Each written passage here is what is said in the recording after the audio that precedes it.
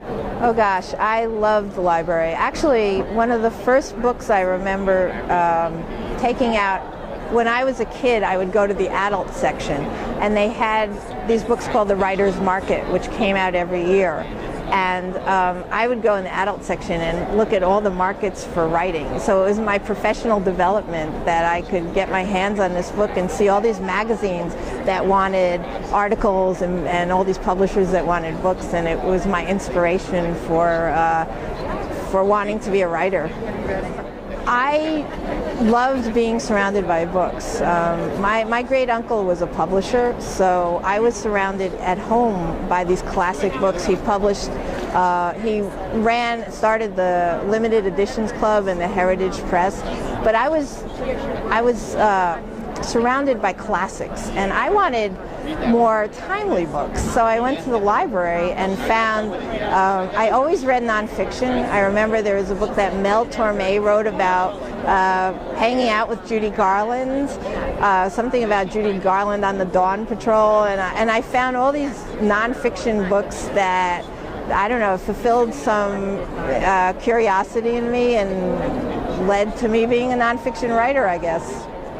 I wouldn't say I had one then. I have favorite librarians now in my town. I live in Englewood, New Jersey. We seem to be having blackouts a lot, and whenever there's a blackout, people go to the library because there's internet access, there's friendly community, and I actually wrote part of Wheels of Change in my public library. We had a blackout for 4 days in March of 2010. I was on chapter 2. I brought my computer. I brought all of my research for that chapter, and I staked out a carrel and didn't leave, didn't go to the bathroom, didn't want to give up my space. And that's, I think, the best chapter in the book. So something about being in the library and being surrounded by all these people reading and just feeling good about the community we lived in was important. I go there with friends sometimes. I definitely use it. It's a great resource. I use it. I just was there the other day. Unfortunately, we're being threatened with massive cuts, so when I get home Tuesday, I'm going to go testify at the city council meeting. Yeah. What's your opinion on budget cuts?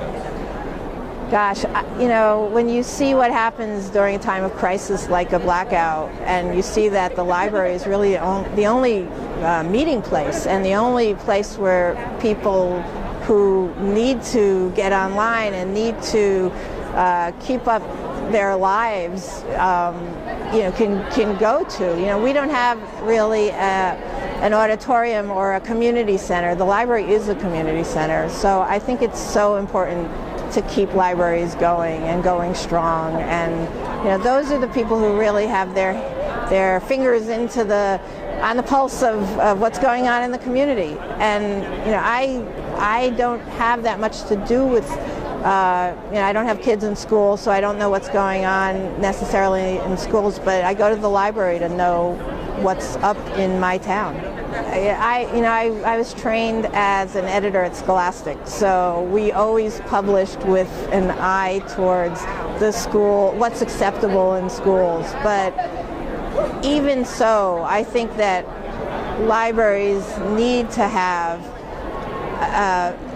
options available to every kid and every adult who's got different interests, and it's not the community's role to censor.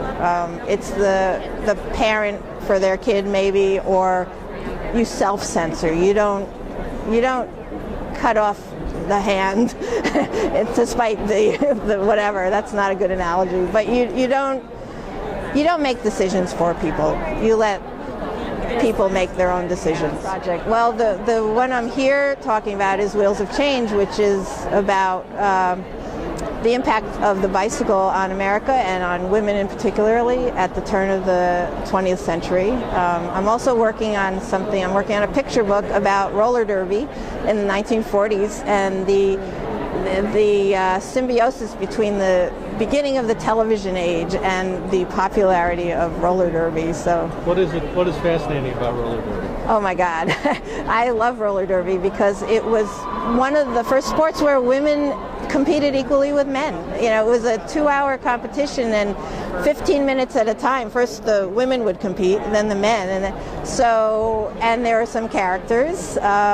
It was the 40s when Americans were kind of looking inward as far as the family, and women were losing jobs that they had in World War II, but suddenly they had these strong, crazy women as role models, and I think it's always good to shake things up, and they absolutely shook things up.